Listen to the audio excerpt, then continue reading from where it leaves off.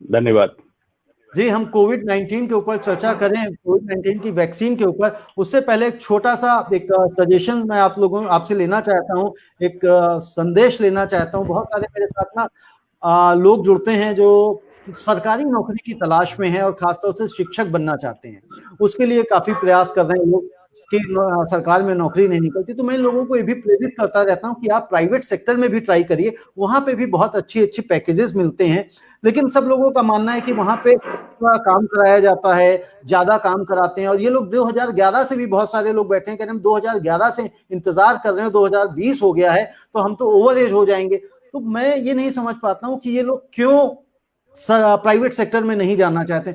Doctor Anshuman, आप तो private sector में जॉब भी कर रहे हैं, डॉक्टर भी हैं, अपना क्लिनिक भी है, सब कुछ है, सारी मेहनत करते हैं। आपको क्या लगता है कि लोग सरकारी नौकरी में जाना बेटर है या गवर्नमेंट प्राइवेट सेक्टर में जाना बेटर है? रविंद्र जी, सवाल बहुत अहम उठाया है। इसका जवाब लेकिन इतना साधारण नहीं है, इसको ऐसे समझने की जरूरत है।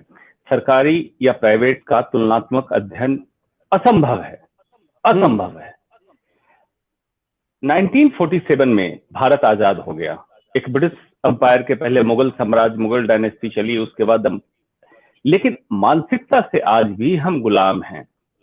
अधिकतम युवा यही चाहते हैं कि गुलामी कैसे की जाए। क्यों? क्योंकि बचपन से उसको गुलाम चलने के लिए तैयार किया जाता है। जैसे बच्चे को स्कूल में जो आवेदन, एप्लीकेशन लिखने की, चिट्ठी लिखने की आदत दिलवाई जाती है टू एडिटर ऑफ प्रेस या किसी कंपनी में जॉब पाने के लिए, तो ये आप शिक्षा नीति से गुलाम पैदा करते हैं। जब गुलाम मानसिकता के लोग निकलेंगे तो हर समय नौकर बनना चाहेंगे। नौकरी मतलब ही नौकर है, चाहे वो किसी की नौकरी हो। जिस दिन ये मानसिकता बदल गई, क्यों आप देखते हैं रिसर्च, इनोवेशन, नई तरकीब और तकनीक दोनों विदेशों में आती है? क्योंकि आइडियाज को कीमत मिलती है। हमारे यहाँ आइडियाज को कीमत नहीं मिलती है, स्किल्ड को कीमत नहीं मिलती है। हमारे यहाँ कीमत किसको मिलती है? सरकारी पद पे आ गए, नौकरी से आए पैसे को अपना एक उन्होंने असेट समझा, और बाकी काम कैसे करना है वो बात की बात है। तो पहले मानसिकता बदलने की जरूरत है युवा पीढ़ी को। आप मानिए कि आप आजाद हिंदुस्तान के नागरिक हो चुके हैं, मानसिकता से आजाद होइए और नौकरी लेने की नहीं, नौकरी देने की क्षमता बढ़ाइए, तभी जाके भारत बदलेगा। बिल्कुल, आप ये देखिए, मैं यहाँ पे लोगों को यही प्रेरित करता हूँ। आप देखेंगे एक स्लाइड आती है कि भाई आप नौकरी मांगने वाले नहीं, नौकरी देने वाले बनिए। और जब नौकरी देने वाले बन जाएंगे तो मैं समझता हूँ चीजों में बदलाव अपने आप शुरू हो जाएगा। क्योंकि यहाँ पे बात वही है कि हम एक सेटल हो जाना चाहते हैं उसी सेक्टर में, उसी आम जो जिंदगी हम लोगों की जीवन चल रहा है, जिस परिवेश में हम लोग जन्म लिया है, हम चाहते हैं उससे बाहर निकलना ही। कई बार मुझे ये भी लगता है कि जो सरकारें हैं वो ऐसी नीतियां भी नहीं बनाती हैं, ऐसा वो काउंसलिंग भी नहीं करती हैं कि लोगों को बता सकें कि नौकरी देने भी आप जान सकते हैं कि आप नौकरी कैसे दें। उसके लिए भी अगर सरकार शायद प्रयास करे कि भाई आप इतनी सारी नौकरियां अवेलेबल नहीं है तो आप नौकरियां दे कैसे सकते हैं। मैं ये भी कहता हूं कि आपको सिर्फ आप ये कह दें टीवी पे पकौड़े एक रोजगार है, मैं उससे सहमति नहीं रखता हूं। लेकिन अगर सरकार शुरुआती स्तर से ही बताना शुरू करे, एक काउंसलिंग करनी शुरू करे, जिस तरह से दिल्ली में मनीष सिसोदिया ने शुरुआत करी कि एंटरप्रेन्योर्स को बुला बुला के जो है ना अपने स्कूल्स में लेक्चर्स कराने उन्होंने शुरू किए कि भाई साहब आप इनको एंटरप्रेन्योर माइंडसेट के बारे में बताना शुरू करिए, क्योंकि हम चाहते हैं कि हमारे छात्र, हमारे दिल्ली वासी जो है नौकरी मांगने वाले नहीं, नौकरी देने वाले बने। तो इस तरह की एक शुरुआत उन्होंने की जो मुझे बड़ा अच्छा लगा। Thank you Ravi. अब हम लोगों की चर्चा एक थोड़ा सा आप लोग देख सकते हैं, समझ सकते हैं कि आने वाला जो समय है कोरोना काल का, और जिस तरह से चीजें बदल रही हैं, वैक्सीन आ रही है, तो उसमें किस तरह से वैक्सीन हम लोगों को लाभ देगी, क्या वैक्सीन आने से कोरोना खत्म हो जाएगा, इस सारे चीजों के ऊपर डॉक्टर अंशुमान विस्तार से बताएंगे। डॉक्टर अंशुमान, सबसे पहले तो यही बताइए कि जो वैक्सीन आ रही है इससे क्या वाकई में कोरोना खत्म हो जाएगा या कितना समय लेगा? इस पे आने से पहले एक बात मैं क्लियर कर देना चाहता हूं, जो बहुत ही एफएक्यूज कह सकते हैं, फ्रिक्वेंटली आस्क्ड क्वेश्चन, जब से कोरोना आया है तब से चल रहा है कि कोरोना खत्म कब होगा। उनके लिए बिल्कुल साफ साफ शब्दों में ये संदेश है कि वायरस कभी खत्म नहीं होता है। जब आ गया तो आपके परिवेश में ही रहेगा।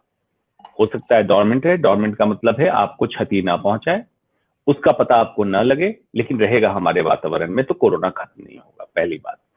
दूसरी बात, वैक्सीन और संक्रमण में क्या अंतर है? संक्रमण भी कोरोना वायरस से हो रहा है, वैक्सीन भी कोरोना वायरस से ही बनाई जाती है। अंतर बस इतना है, संक्रमण के बाद होने वाली क्षति स्वास्थ्य की आपको कभी कभी मौत के घाट उतार देती है। वैक्सीन में इसी की सुरक्षा हम तैयार कर लेते हैं कि वायरस या वायरस का कंपोनेंट हमें देना है लेकिन क्षति ना हो, इतना ही अंतर है। अब बात आ गई कि इतनी कंपनी आ रही है अलग अलग तरीके से वैक्सीन लेके, क्या उसके बाद कोरोना बिल्कुल खत्म हो जाएगा या कोरोना से होने वाली क्षति या कोरोना का प्रकोप? बिल्कुल ऐसा नहीं है। कारण उसका क्या है कि वायरस, खास करके सिंगल स्ट्रैंडेड आरएनए वायरस जो कोरोना वायरस है, इसमें म्यूटेशन, अपनी संरचना बदलने की अद्भुत क्षमता होती है और ये बार बार अपनी संरचना बदलता रहता है। जैसे आपने फ्लू वायरस के बारे में सुना कि फ्लू वैक्सीन आया, कुछ दिनों के बाद देख लिया गया कि बेकरार नाकामयाब हो गया। इसमें भी ये ऐसा हो सकता है कुछ समय के बाद ये नाकामयाब हो जाए, तो ये समस्या रहेगी। दूसरा कि वैक्सीन से प्रोटेक्शन लेवल, किसी भी कंपनी ने 92% से ऊपर का प्रोटेक्शन लेवल नहीं बताया, मतलब 100% प्रोटेक्शन नहीं है। और तीसरी बात है कि वैक्सीन लगने के बाद प्रतिरोधक क्षमता कितने समय तक बरकरार रही। ये तीन चीजें देखने की जरूरत है। इसका परिणाम 1 साल के बाद हमें पता चलेगा।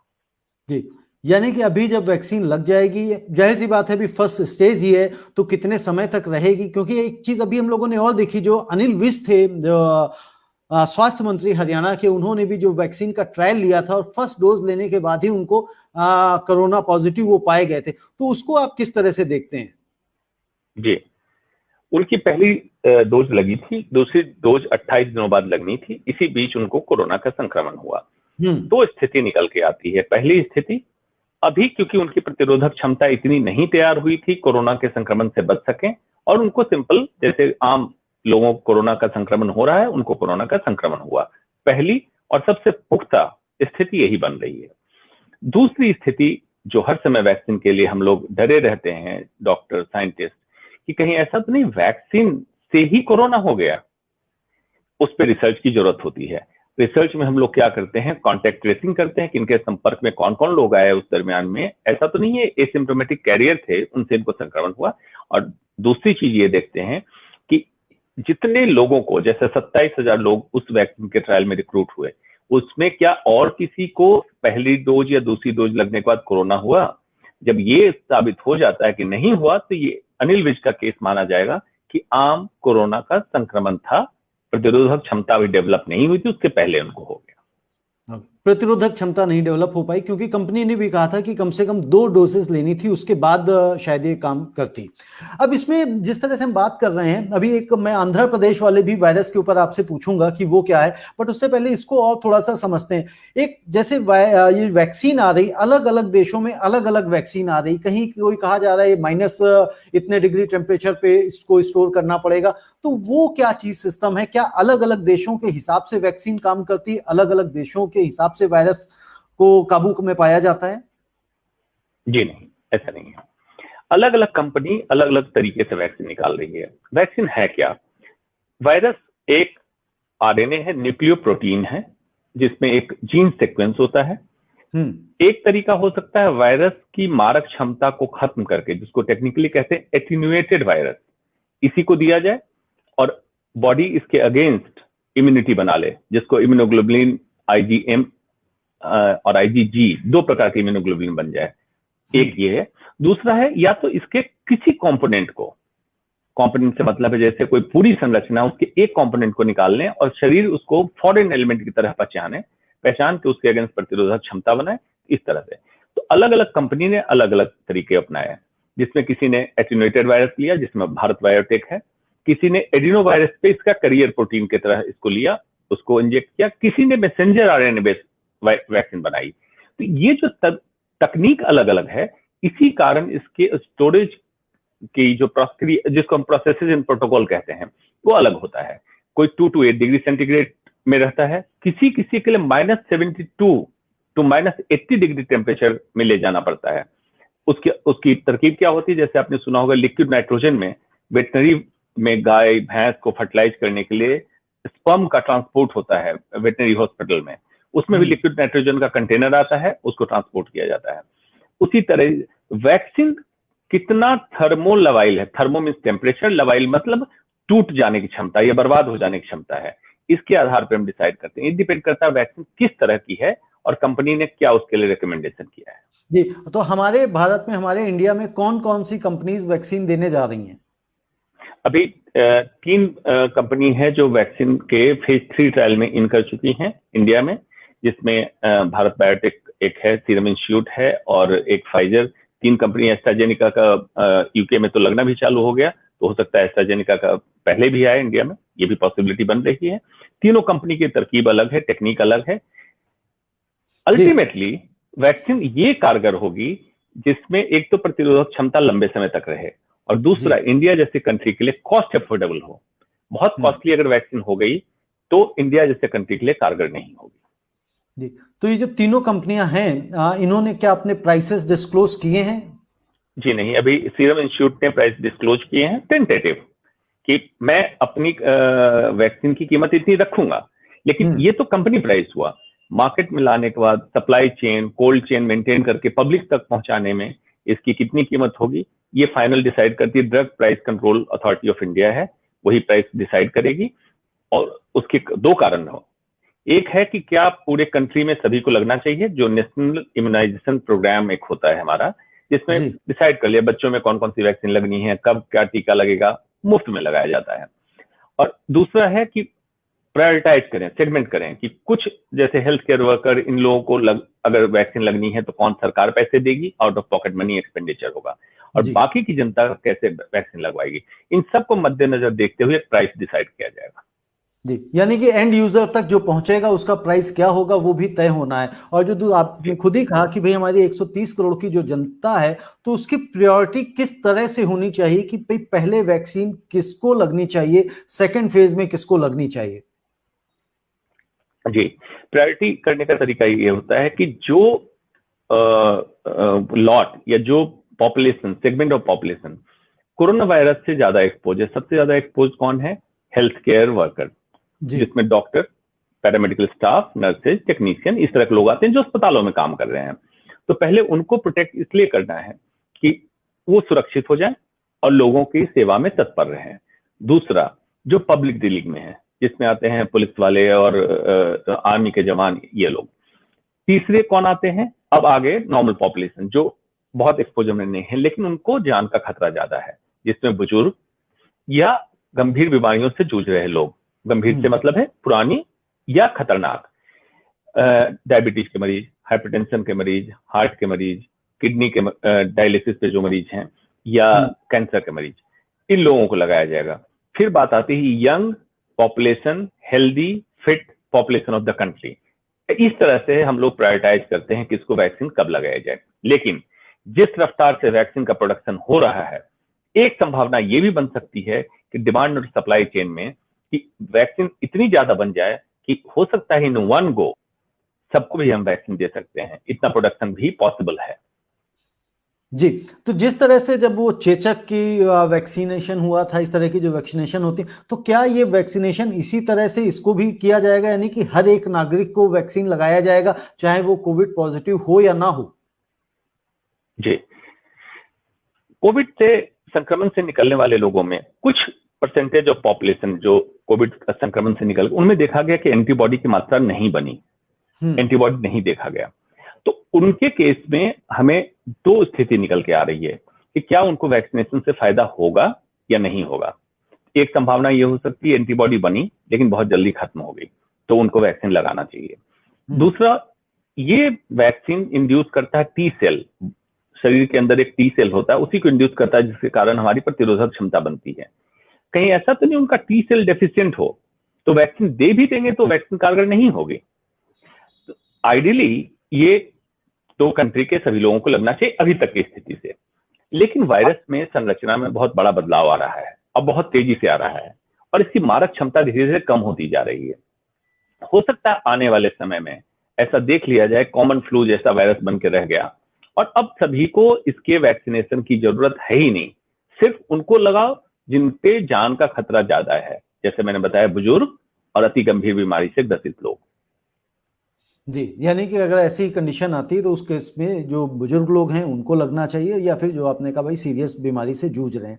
अब यहाँ पे बात आती है, जिस तरह से अगर हम समझें तो जहां जहां जिन राज्यों में, जिन शहरों में ज्यादा कोरोना के संक्रमित आए हैं, तो यानी कि प्रायोरिटी सरकार की नजरों में वो राज्य या वो शहर पहले होने चाहिए। देखिए, सीरो सर्वे का आपने सुना ही होगा। दिल्ली में, पुणे में सीरो सर्वे हुआ। पुणे में तो 85% तक उस सीरो सर्वे के सैंपल में देखा गया लोगों में एंटीबॉडी ऑलरेडी है। तो जब एंटीबॉडी है तो उसमें वैक्सीन देके आप एक्स्ट्रा कुछ नहीं करेंगे। वैक्सीन का भी वही काम था, एंटीबॉडी बनाना। तो जिस शहर में ज्यादा लोगों को कोरोना संक्रमण हुआ और ज्यादा लोगों में सीरो सर्विलेंस में पाया जाए कि एंटीबॉडी बन चुका है, तो उसमें वैक्सीन प्रायोरिटाइज करके लगाने की कोई जरूरत नहीं है। यस, अदरवाइज जहां घनी आबादी है वहां वैक्सीनेशन पहले होना चाहिए। अगर मैं उन सेगमेंट को छोड़ दूं जो इसकी बात हमने पहले कर ली, हेल्थ केयर वर्कर, पुलिस, बुजुर्ग, अति गंभीर, तो घनी आबादी वाले क्षेत्र में वैक्सीनेशन पहले होना चाहिए, क्योंकि वहां संक्रमण अगर फिर से फैलता है तो तेजी से फैलेगा। तो उनको पहले प्रोटेक्ट करना ज्यादा जरूरी है जो घनी आबादी क्षेत्र में रह रहे हैं। जी, यानी कि सपोज करिए जहाँ पे जिस तरह से कहा, अगर मान लीजिए मुंबई चले जाते हैं तो वहाँ पे जो स्लम्स हैं, धारावी जैसे हैं, यहाँ पे अगर दिल्ली में भी हैं तो यहाँ पे भी जहाँ पे स्लम्स हैं, आई थिंक यहाँ सबसे पहले होना चाहिए, जो आपने कहा भी संक्रमण। और ये भी जितने जितने मार्केट्स हैं हमारे, अगर हम दिल्ली की ही बात करें, मतलब चांदनी चौक, सदर, गफ्फार, यहाँ पे भी जितने लोग दुकानों में हैं या जितने लोग वहां जा रहे हैं, उनको भी उस ढंग से आई थिंक प्रायोरिटी पे रखना चाहिए उन लोगों को। जी बिल्कुल, घनी आबादी में प्रोटेक्शन हमें चाहिए। साइकिल तभी टूटेगी, चेन जो कहते हैं, चेन वायरस ट्रांसमिशन का, तभी हम तोड़ पाएंगे, तभी टूटेगा। अब ये जो अलग अलग मान लीजिए कंपनीज हैं, अलग अलग जो भी प्राइसिंग आएगी, सारी चीजें, अब इसके ऊपर जो वैक्सीन है इसका पैसा कौन देगा? जनता देगी या सरकार देगी, या सरकार को सब्सिडी देगी, या सरकार को देना चाहिए? देखिए, अगर आदर्श स्थिति पूछिए तो ये वैक्सीनेशन सरकार द्वारा ही स्पॉन्सर्ड कंट्री के सारे लोगों को लगना चाहिए, irrespective of the income group. दो वजह कि खतरा तो सबको है, जरूरत सबकी है। तो उनको भी सोचिए, जो मिडिल क्लास टैक्स पेयर हैं, जो टैक्स पे करते हैं लेकिन उनको रिटर्न में कुछ नहीं मिलता है, तो एटलीस्ट वैक्सीन तो दे दीजिए। और प्रजातंत्र जैसी डेमोक्रेसी में जब देखा जाता है कि मास को वोट बैंक की तरह जब लोग सोचते हैं, तो डेमोक्रेसी का हनन है, जिसको वोट बैंक समझ लेते हैं। तो वैक्सीन में भी वोट बैंक की पॉलिटिक्स ना आ जाए और सबको एक कैडर में रख के, आइडियल सिचुएशन नहीं होगी कि vaccine government sponsored vaccination programme सबके लिए होना चाहिए। आइडियल सिचुएशन ये है। नॉन आइडियल सिचुएशन जो निकल के आएगी हम सब देखेंगे, वो सब देखेंगे क्या बनती। क्योंकि जिस तरह से हमारे देश में पहले भी जैसे पोलियो का है, जिस तरह से बच्चों को हर घर में जाके वैक्सीन दी गई, उसका कहीं भी सरकार ने कोई पैसा लिया नहीं, कोई चार्ज किया नहीं। उसमें आपको याद होगा, पोलियो वैक्सीनेशन में इंटरनेशनल एजेंसी का बहुत बड़ा रोल था। WHO, यूनिसेफ, इस तरह की एजेंसी इन्वॉल्व हुई थी और उनकी फंडिंग आई थी। और उसके बाद पोलियो इरेडिकेट करना पूरे वर्ल्ड से उनका एक प्रोग्राम था, इरेडिकेशन पोलियो प्रोग्राम, जिसके तहत इंडिया में देखा गया था सबसे ज्यादा पोलियो इंडिया में बार बार संक्रमण के लिए वायरस को लौटा रहा है। तो उस कंडीशन में WHO, यूनिसेफ जरूर सपोर्ट करती है, लेकिन आज की स्थिति यह है, वैश्विक महामारी है। इसमें आप अगर एक्सपेक्ट करेंगे कि WHO आपको सपोर्ट कर दे फंडिंग में, तो मुश्किल है, कि WHO खुद फंडिंग के क्राइसिस में भी चल रहा है। आपको अपना फंड अपना जनरेट करना पड़ेगा कंट्री का, तभी कुछ होगा। जी, तो ऐसी सिचुएशन में जहां मान लीजिए अगर एक वैक्सीन की कीमत 1000 से 1500 रुपए के बीच में पहुंच सकती है, मुझे लगता है, क्योंकि 300-400 रुपए तो शायद कहीं रहे सीरम इंस्टीट्यूट। जी बिल्कुल। तो अगर 1000 से 1500 रुपए पहुंच जाती तो गरीब आदमी के लिए तो बड़ा मुश्किल हो जाएगा कि वो वैक्सीन ले पाए, क्योंकि जिसके लिए रोटी खाना ही बड़ा एक मुश्किल काम है, जिसको हम कहते हैं कि 20 रुपए से प्रतिदिन से आप ऊपर कमाते हैं तो आप गरीबी रेखा में नहीं आते हैं, गरीबी रेखा से ऊपर आपको मानती है सरकार। तो ऐसी कंडीशन में उसके लिए तो कम से कम मैं समझता हूं कि सरकार को सोचना ही पड़ेगा, या सोचना ही चाहिए। देखिए, ह्यूमन बॉडी है, वायरस को इससे मतलब नहीं है कोई गरीब है अमीर है। अगर एक गरीब संक्रमित होता है तो 10 अमीर को भी संक्रमित करेगा, बेशक वो 100 गरीब को संक्रमित करे, तो रिस्क या चेन तब तक बरकरार रहेगी अगर गरीब भी संक्रमित होता रहेगा। लेकिन सिर्फ ये सहानुभूति देने के लिए कि गरीब है, रोटी नहीं खा पा रहा, वैक्सीन कहां से लगाएगा, बिल्कुल उनको लगना चाहिए, लेकिन गरीब, मिडिल क्लास, अमीर, सबों को वैक्सीन लगना चाहिए, क्योंकि ये कोई बाई चॉइस किसी ने बीमारी नहीं ली है, या देश में बाई चॉइस वायरस नहीं लाया गया है। अगर आया है तो प्रोटेक्शन सबको मिलना चाहिए। इस प्रोटेक्शन को मेडिकल प्रोटेक्शन है, लेकिन आप उसी तरह से लीजिए कि अगर हम कंट्री में रह रहे हैं तो हमारी सुरक्षा की जिम्मेवारी सरकार पे आती है, तो ये भी एक स्वास्थ्य सुरक्षा है और इसकी जिम्मेवारी भी सरकार पे आएगी। अगर कोई बाई चॉइस कोई बीमारी लेता है तो मैं मानता हूं कि उसको अपना ख्याल करना चाहिए, लाइफस्टाइल को ठीक रखना चाहिए, बिल्कुल ठीक बात है, लेकिन इस तरह की बीमारी में सरकार को स्वास्थ्य सुरक्षा मुहैया करानी है और ये गुड गवर्नेंस का एक हिस्सा होगा। गुड गवर्नेंस का हिस्सा होगा, लेकिन ऐसी स्थिति में जब सरकार के पास पैसे नहीं है, फंड्स नहीं है, ऐसी भी मुश्किल दौर में सरकार पार्लियामेंट भी बना रही है, सेंट्रल विस्टा भी बना रही है, अपने लिए प्लेन भी खरीद रही है, तो ऐसी कंडीशन में बड़ा मुश्किल सा लगता है कि सरकार सभी लोगों को फ्री वैक्सीन दे पाए या जिनको जरूरत है उनको भी फ्री वैक्सीन दे पाए। क्योंकि आपने देखा था कि जब चुनाव हुए थे बिहार में तो मोदी जी ने वहां कह दिया था कि भाई सबसे पहले वैक्सीन बिहार वासियों को मिलेगी, लेकिन उसके बाद शायद कुछ प्रवक्ताओं ने कहा नहीं, हमने ऐसा कुछ कहा नहीं था, हमारा ऐसा मतलब नहीं था, हमारा दूसरा मतलब था। रविंद्र जी, स्वास्थ्य का मुद्दा जब राजनीतिक मुद्दा बनने लगता है तो बहुत अवैज्ञानिक बातें होने लगती है। चुनाव जीतने के लिए वैक्सीन का अनाउंसमेंट, इसलिए मैं कहता हूं गलत है कि चुनाव जीतने के लिए आपने किया है, मतलब इंटेंट आपका चुनाव जीतना है, न कि किसी की स्वास्थ्य सुरक्षा है। जहां तक बात है बजट की, टोटल जीडीपी का हम लेस देन 2% हेल्थ बजट पे खर्च करते हैं। 1.2 to 1.72 आज तक फ्लक्चुएट किया है जीडीपी का हिस्सा हेल्थ पे। स्वीडन जैसा छोटा कंट्री अपने जीडीपी का 9% हेल्थ पे खर्च करता है, अमेरिका 6.8 है, यूके, अलग अलग कंट्री, लेकिन हमसे सभी ऊपर हैं। तो सबसे पहले तो आप ये समझिए कि स्वास्थ्य आपकी प्राथमिकता है या नहीं, आपकी मतलब है रहने वाले सिटीजन की और गवर्नमेंट बैठे सभी लोगों की। हेल्थ आज तक प्रायोरिटी नहीं रही। हेल्थ प्रायोरिटी इसलिए नहीं रही कि आपने कभी स्वास्थ्य डिमांड, हेल्थ डिमांड आपने रखी नहीं। आपने मंदिर मांगा, मंदिर मिला, 370 मांगा, 370 मिला। आप मांगिए तो कि सबको समुचित स्वास्थ्य सेवा मुहैया कराना सरकार का कर्तव्य है और जनता का अधिकार है। जिस दिन ये बात समझ में आ जाएगी, सरकारी अस्पताल तंदुरुस्त, दुरुस्त और सुनियोजित तरीके से काम करने लगेगा, तो उसके आड़ में या मजबूरी में जो प्राइवेट अस्पताल या कॉर्पोरेट अस्पताल पनपने लगे क्योंकि सरकारी तंत्र काम नहीं कर रहे थे, ये भी कम होंगे। और जो हेल्थ केयर आज एक करप्शन के दौर से गुजर रहा है, इस पे काफी लगाम लगाया जा सकता है। जरूरत कितनी है? हेल्थ को आप प्राथमिकता दीजिए, प्रायोरिटी दीजिए। और हेल्थ से मतलब है फर्स्ट बीइंग हेल्दी, मतलब स्वस्थ कैसे रहें। दूसरा, अगर बीमार पड़ जाएं तो ability of treatment at nearest place. आज स्थिति क्या है? बिहार, झारखंड, यूपी, उत्तराखंड से मरीज दिल्ली या मुंबई इलाज कराने जाता है आजादी के 73 साल बाद। शर्म की बात है, शर्म की बात है। आप मंदिर ना बनाए, पार्लियामेंट ना बनाए, लेकिन अस्पताल बनाइए, ये जरूरी है, ना कि मंदिर और पार्लियामेंट जरूरी। ये आपने सिस्टम, पॉलिसी, गवर्नेंस के ऊपर बात छेड़ी है, तो मैं आपसे इस टॉपिक पे जरा सी और बात करूंगा, लेकिन उससे पहले मैं ये आपसे पूछना चाहता हूं, क्या हमने जो कोविड वैक्सीन पे है, कोई और ऐसी बात है जो मैं आपसे पूछ नहीं पाया हूं और आप उसको बताना चाहते हैं?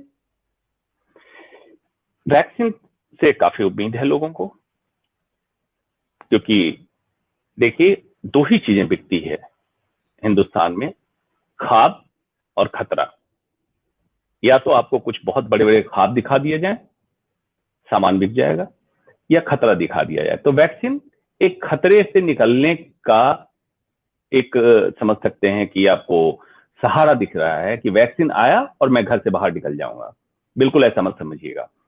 उसका कारण क्या है कि वैक्सीन लगने के बाद, जैसे अपने अनिल विज को देखा, फर्स्ट डोज में प्रोटेक्शन नहीं आ रहा है। कुछ कंपनी भी क्लेम कर रही है कि शायद फर्स्ट डोज के बाद ही हम प्रोटेक्शन दे दें। जब तक नहीं रिपोर्ट आती है तब तक कहना मुश्किल है।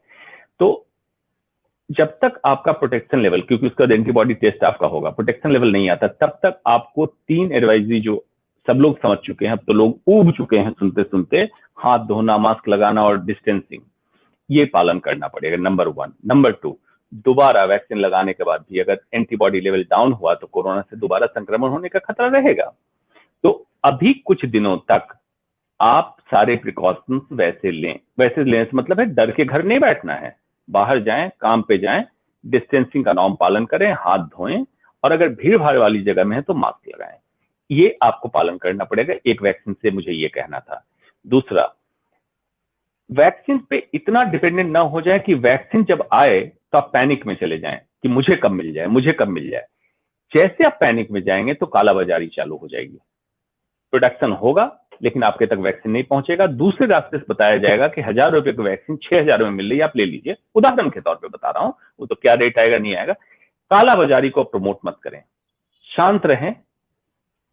हेल्थ केयर जैसे काम करता है, एक बार मैन्युफैक्चरिंग चालू होगी, सप्लाई इतनी ज्यादा हो जाएगी, वैक्सीन का मैन्युफैक्चरिंग इतनी ज्यादा हो जाएगी कि सप्लाई में वैक्सीन आ जाएगी।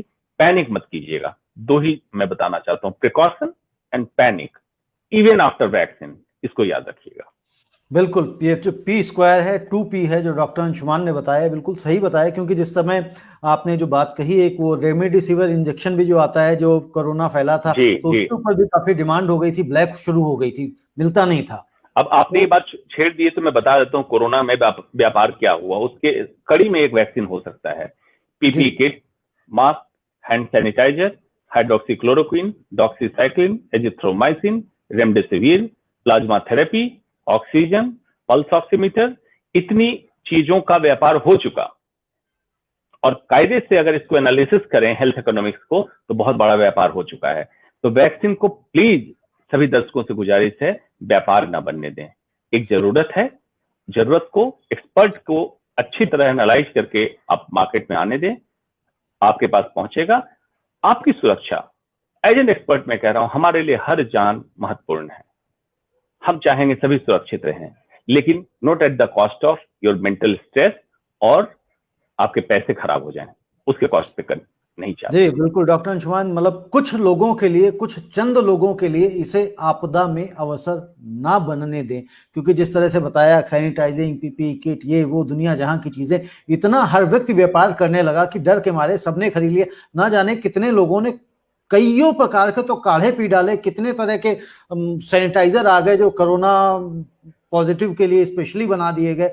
और एक कोरोनिल नाम की एक बहुत बड़ी दवा का घोटाला चल रहा है, मैं कहूंगा स्कैम चल रहा है, जिसके ऊपर सरकार किसी भी तरह का नियंत्रण नहीं लगा रही है। मीडिया उसको पूरी तरह से सपोर्ट कर रहा है। एक चैनल है जहां पे आता है कि कोरोना मरीजों के लिए कोरोनिल रामबाण दवा। इसका क्या मतलब है? इस तरह का लैंग्वेज लिखने का, इस तरह की हेडलाइन देने का, इस तरह का टाइटल लिखने का डॉक्टर अंशुमान क्या मतलब हो सकता है? इसका तो सीधा सा मतलब दिखता है, जो संदेश जाता है कि जिसको कोरोना हो गया तो आप कोरोनिल ले लो। और फिर दूसरे कहते हैं आयुर्वेदिक है, नुकसान नहीं करेगी, फायदा ही करेगी अगर करेगी तो। ये जो मतलब लोगों ने इससे सैकड़ों करोड़ रुपए में समझता कमा लिए होंगे अब तक। जी देखिए, मेरे हिसाब से बहुत बड़ा अपराध है किसी के स्वास्थ्य के साथ खिलवाड़ या उसको डरा के उसको लूटना। कोरोनिल जिसका आपने नाम लिया, पहले भगवाधारी व्यापारी ने उसको ये कहा था कि 100% कोरोना का इलाज है। आयुर्वेदिक का वो चिकित्सक नहीं है। जब आयुर्वेदिक के वैद्य, एलोपैथ के डॉक्टर जब निकल के आया और उनको चैलेंज किया कि किसी दवा के बारे में इस तरह का कहना बिना किसी ट्रायल के, बिना किसी रिसर्च के गलत होगा, तब सरकार ने उस पर रोक लगाई। रोक लगाने के बाद उस दवा को इम्यून बूस्टर के नाम से दे दिया गया। लेकिन पब्लिक परसेप्शन क्या होता है जब इंसान डरा होता है? पब्लिक क्या करे? पब्लिक को मेडिकल की जानकारी नहीं है। आज स्पॉन्सर्ड एजेंसी एडवर्टीजमेंट के चक्कर में पब्लिक गुमराह हो जाती है। उसको लगा चलो कुछ नहीं है, कुछ पैसे की दवा है, मैं ले लेता हूं, अगर इससे मेरी जान बच जाती है। पब्लिक गुमराह हो गई, करोड़ों का बिजनेस हो गया। लेकिन देखिए कितना बड़ा उसमें खतरा है। जो व्यक्ति कोरोनिल ले लगा, उसको लगा कि मैं तो सुरक्षित हूं। कई ऐसे केसेस देखे गए जिसमें कोरोना संक्रमण हुआ, खांसी हुई है, सांस में तकलीफ आई है, और वो व्यक्ति सोच रहा था मैं तो कोरोना नहीं ले रहा हूं, मुझे कोरोना हो ही नहीं सकता है। जब जांच की गई, कोरोना पाया गया, सडन ऑक्सीजन लेवल डाउन हुआ, जिसको टेक्निकली हम कहते हैं हैप्पी हाइपोक्सिया सिंड्रोम, मतलब इंसान को पता नहीं चला और दुर्भाग्यवश उसकी मौत हो गई। बताइए ऐसा होना चाहिए था? एक आपने झूठा उसको गुमराह करके रखा कि तुम तो बचे रहोगे कोरोना लोगे तो, और उस व्यक्ति की जान चली गई। उससे बेहतर होता तो अपनी सुरक्षा एडवाइजरी के तहत करता, और जब भी कोई लक्षण आते तुरंत चेक कराता, टेस्ट कराता, जरूरत पड़ने पर ऑक्सीजन की आवश्यकता होती लेता और बच सकता था। इसलिए इस तरह की चीजों को मैं सीधा सीधा अपराध मानता हूं। बिल्कुल डॉक्टर अंशुमान, ये सीधा सीधा अपराध है। बिल्कुल ये वही स्थिति हो गई जिस तरह से आपने बताया कबूतर और बिल्ली वाली, कि कबूतर के सामने जब बिल्ली आ जाती है, कबूतर आंख बंद कर लेता है और सोचता है कि बिल्ली चली गई है, और बिल्ली झपट्टा मार के उसको खा जाती है, तब उसे लगता है कि वो ये क्या हुआ। डॉक्टर अंशुमान, एक चीज और बताइए, जो हैदराबाद में जो कुछ डेथ हुई हैं और जो एक अननोन वायरस की बात कही जा रही है, वो क्या लगता है, क्या चीज है, वो किस तरह का वायरस हो सकता है? देखिए, दो चीजें हुई थी। एक तो कोरोना वायरस का ही एक स्ट्रेन D614G एक स्ट्रेन मिला था, जो इधर साउथ इंडिया से ही एक सिटीजन, इंडियन सिटीजन मलेशिया गया था, वहां देखा गया कि उसको कोरोना वायरस का संक्रमण हुआ जिसके लक्षण अलग हैं। जब उसको पाया गया तो नाम देने का तरीका क्या होता है, डी और G stand for glutamate, D stand for aspartic acid. तो जहां पे आरएनए में म्यूटेशन के कारण ग्लूटामिन और एस्पार्टेट का इंटरचेंज हुआ, वो पोजीशन था 614 नंबर के इस पे, और ये वायरस ज्यादा खतरनाक था। तो एक तो ये वायरस मिला था, कोरोना वायरस ही था, लेकिन इसमें म्यूटेशन के कारण इसकी मारक क्षमता ज्यादा थी। उसका पाया गया था साउथ इंडिया से ये इंसान गया था। अभी जिस वायरस की बात कर रहे हैं उसमें भी यही सस्पेक्ट किया जा रहा है, क्या ये म्यूटेटेड स्ट्रेन कोरोना का है या इटसेल्फ इंटायरली एक न्यू वायरस है, उस पर भी शोध कर रहे हैं, तब उसके बारे में पता चलेगा। जी डॉक्टर अंशुमान, आपसे बात करते करते एक आपने जो हमने गवर्नेंस पॉलिसी और उसके ऊपर बात करी, उस पर एक चीज और है जो आपने कहा ना कि जनता मांगती नहीं है। जनता ने मंदिर मांगा, मंदिर मिला, 370 मांगी, 370 मिला। ये बिल्कुल सही बात आपने कही कि बिहार में, उत्तर प्रदेश में, छत्तीसगढ़ में लोगों को इलाज करने के लिए, कराने के लिए दिल्ली, मुंबई, बेंगलोर जैसे शहरों में जाना पड़ता है।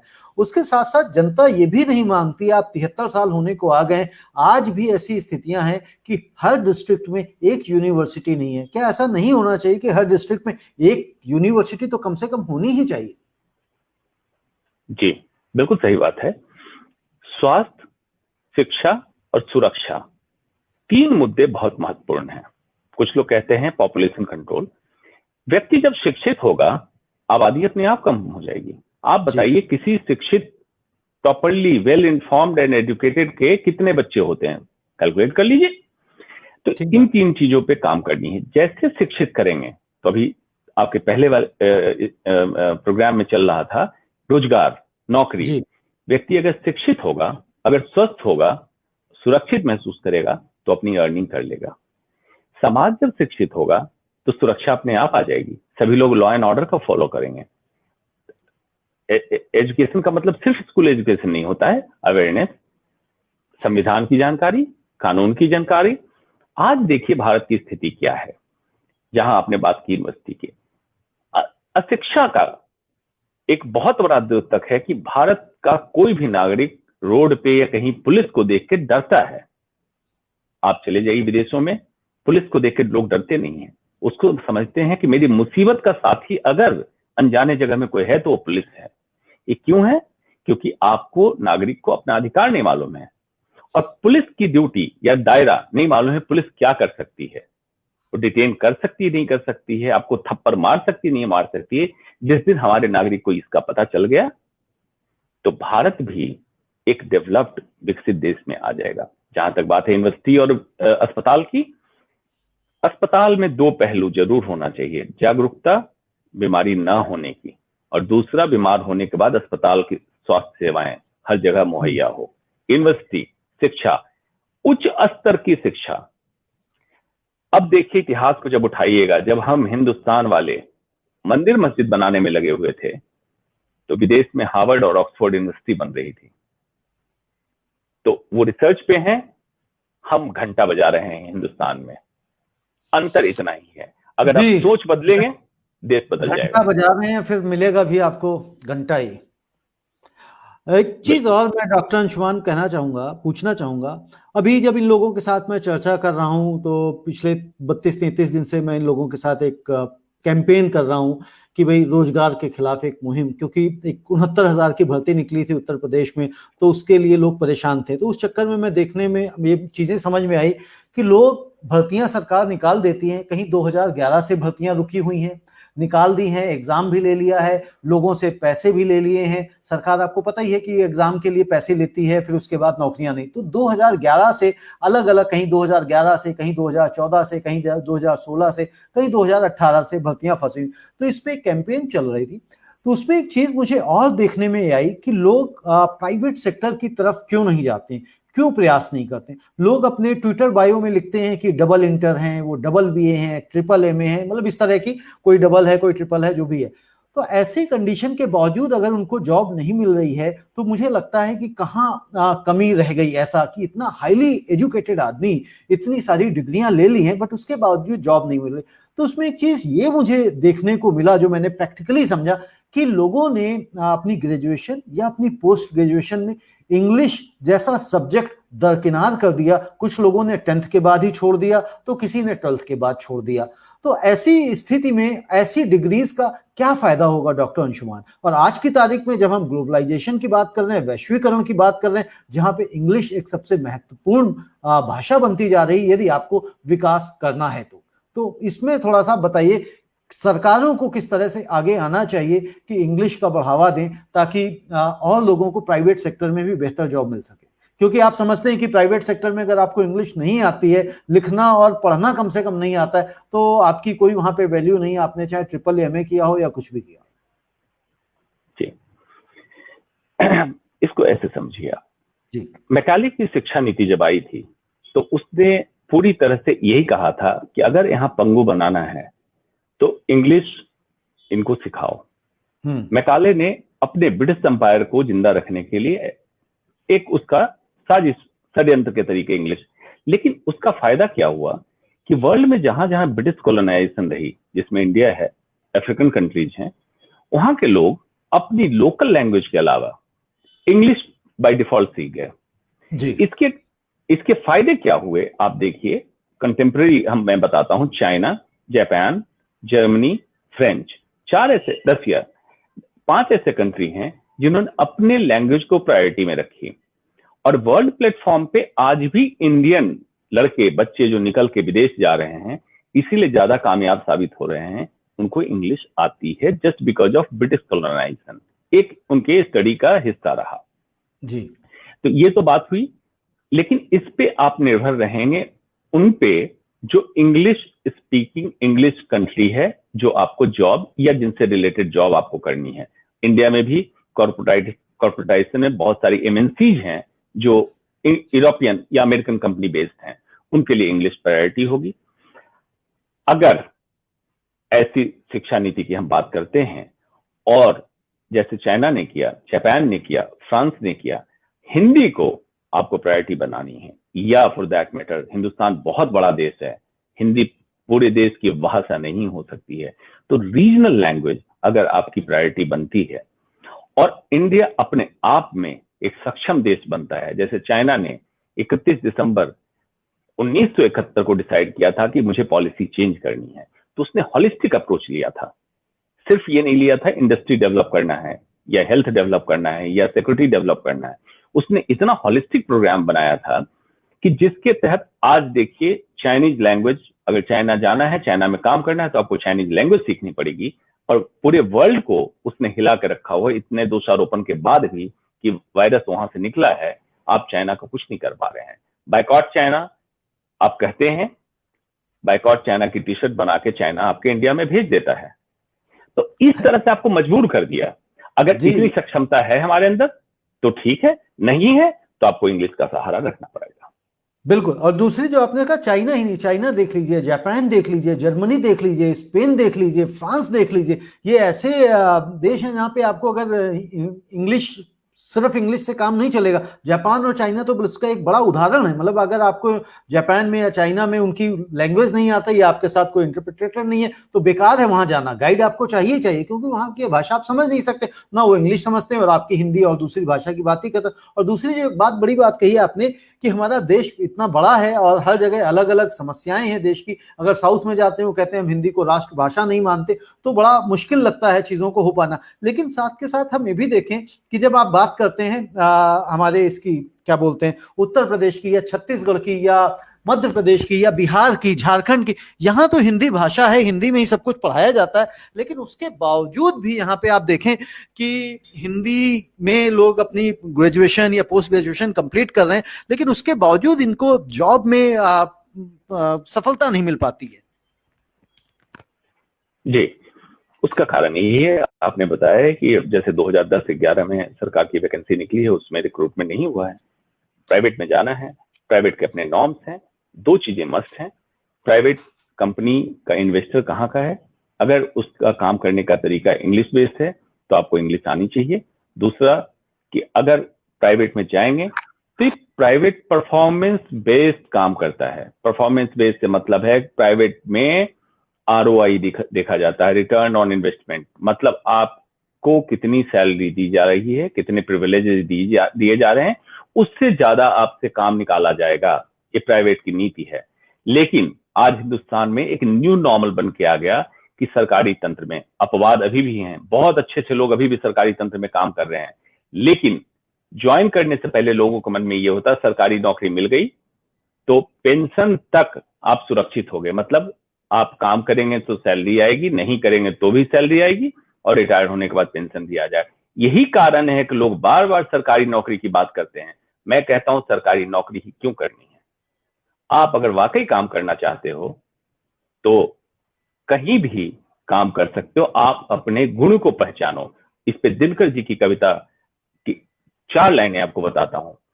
दिनकर जी ने कहा था, गुण बड़े एक से एक प्रखर हैं छुपे मानवों के भीतर, मेहंदी की जैसे लाली हो वर्तिका बीच उजियाली हो। हर मनुष्य को अपने अंदर के गुण को निखारना होगा। मतलब अब भेड़ चाल ना चले। शिक्षक की नौकरी बहाली निकली, सब लोग शिक्षक की बहाली में अप्लाई कर दिया। पीओ की निकली, पीओ में कर दिया। बैंकिंग की निकली, बैंक। पहले डिसाइड करो तुम्हारी क्षमता कहां है, जो क्षमता हो उसमें काम करो, इसके भेड़ चाल से निकलो। दूसरा जो बात हो रही थी इंग्लिश वर्सेस नॉन इंग्लिश की, जब इंसान अपनी मातृभाषा में काम करता है, मातृभाषा में सोचता है, तो उसका प्रोडक्टिव लेवल बढ़ जाता है। इसी कारण देखिए अब जापान चाइना क्यों आगे है, उसका सोचना, काम करना, लिखना, दूसरों से इंटरेक्ट करना सब अपनी लैंग्वेज में है। हिंदुस्तान में अपनी लैंग्वेज, मातृभाषा या घर की भाषा कुछ और है, काम करने के लिए उसको पहले ट्रांसलेट करता है उसका माइंड, फिर जाता है, तो एक लैग होता है। इसी कारण हम उस लेवल पे सफल नहीं हो पा रहे हैं। जी डॉक्टर अंशुमान, एक दो चीजें आपने कही जो मैं इन लोगों को भी कहता हूं कि जब एक तो बात आ गई है प्राइवेट सेक्टर में जाते हैं तो आपने कहा ROI, मैं उसको अकाउंटेबिलिटी, दोनों बातें एक ही हैं। यानी कि अगर आपकी अकाउंटेबिलिटी नहीं होगी निर्धारित तो आप सफल नहीं हो पाएंगे प्राइवेट सेक्टर में। यानी कि कंपनी रिटर्न ऑन इन्वेस्टमेंट जो आप ROI कह रहे हैं वो नहीं निकाल पा रही तो आपको बाहर कर देगी। एक चीज अभी यहाँ पे भी जिस तरह बात करी तो लोगों ने यही कहा कि अगर हम प्राइवेट सेक्टर में जाते हैं तो वो हमें ज्यादा काम दे देंगे, ओवरलोड हमें कर देंगे काम से। तो एक लोगों का जो डर और ये सोच है कि काम ज्यादा हो जाएगा इसलिए अपने को प्राइवेट सेक्टर में प्रयास ही नहीं करना है, ये मुझे लगता है लोगों को सोच बदलने की आवश्यकता है। दूसरा, लोगों को, बहुत सारे लोगों को ये पता भी नहीं है शायद कि गवर्नमेंट सेक्टर से ज्यादा कई बार प्राइवेट सेक्टर्स में भी बहुत अच्छी पैकेजेस अवेलेबल हैं, लेकिन डिपेंड करता है वहां पे आप परफॉर्म कैसा करते हैं, क्योंकि वहां पे सारा का सारा आपका पैकेज परफॉर्मेंस ड्रिवन ही है। दूसरी जो आपने बात कही या इंग्लिश वर्सेस हिंदी की जो हम बात कर रहे थे, आप देखिए हमारी मातृभाषा, मदर टंग हिंदी है, हम लोग नॉर्थ इंडिया में हैं। अगर आप यूपी की बात करें, बिहार की बात करें, जो भी 4-5 स्टेट्स की मैंने बात करी, यहाँ पे देखिए सारा का सारा काम सरकार में भी सारा का सारा पत्राचार भी हिंदी में ही होता है।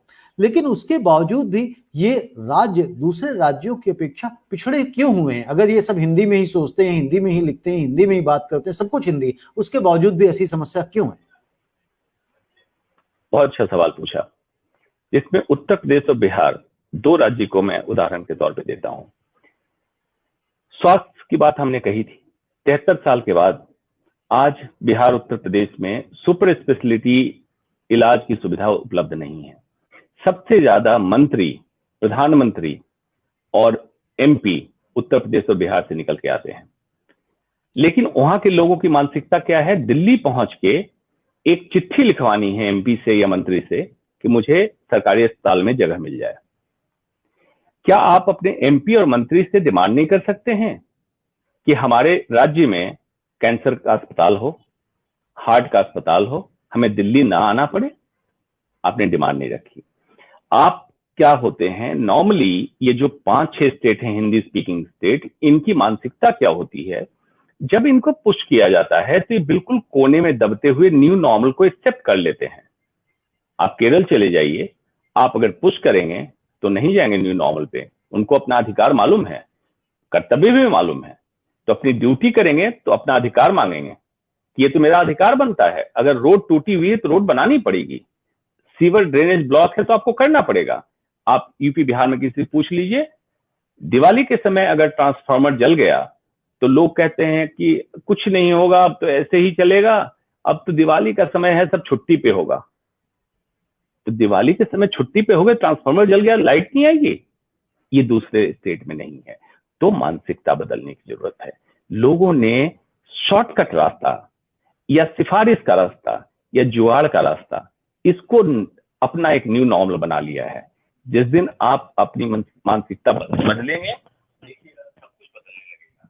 और ये स्टेट इतना प्रोडक्टिव स्टेट है, इन्हीं स्टेट से निकले हुए लोग हर क्षेत्र में, न कि सिर्फ हिंदुस्तान में, बाहर भी ऐसे ऐसे काम कर रहे हैं, आपको आश्चर्य होगा जान के। तो इस स्टेट में दिमाग, इंटेलेक्ट, इंटेलेक्चुअल प्रॉपर्टी, किसी चीज की कमी नहीं है, सिर्फ है जागने की जरूरत। सोए हुए हैं लोग। जी, सिर्फ जागने की जरूरत है, सोए हुए लोग हैं। बिल्कुल आप सही कह रहे हैं, इनके अंदर इंटेलेक्ट की कहीं कोई कमी नहीं है। अगर आप बिहार जैसे राज्य को देख लें, वहां से सबसे ज्यादा आईएएस आईपीएस निकल के आते हैं, तो जाहिर सी बात है उनको पता है। लेकिन जो आपने एक बड़ी बात कही ना, जागरूक नहीं होना और चीजों को, जो न्यू नॉर्मल को बस ऐसे ही समझ लेना कि ट्रांसफार्मर चला गया, फूक गया है तो छुट्टी है, कोई नहीं आएगा, कोई नहीं ठीक करेगा, तो हम दिए से ही काम चला लेंगे, यानी कि अपने अधिकार को नहीं मांगते हैं, या ये कहते हैं ये मेरा काम नहीं है तो दूसरे का काम है, इससे मुझे क्या लेना। तो वही एक कारण है, जो बड़ा कारण दिखाई देता है, जिसकी वजह से हम कई जगहों पे पिछड़ जाते हैं। डॉक्टर अंशुमान, बहुत बहुत शुक्रिया आपका। आपने वैक्सीन के बारे में भी बात करी और साथ के साथ सिस्टम पे भी हमने थोड़ी सी चर्चा करी। आपसे बहुत बहुत धन्यवाद। फिर हम लोग मिलेंगे। धन्यवाद। दर्शकों, हम लोग कल फिर 7 बजे जुड़ेंगे और अपनी आवाज आप फिर से उठा सकते हैं। और हम लगातार इस मुद्दे को जारी रखे हुए हैं और ये मुहिम हमारी जो बेरोजगारी के खिलाफ चल रही, वो जारी रहेगी। धन्यवाद।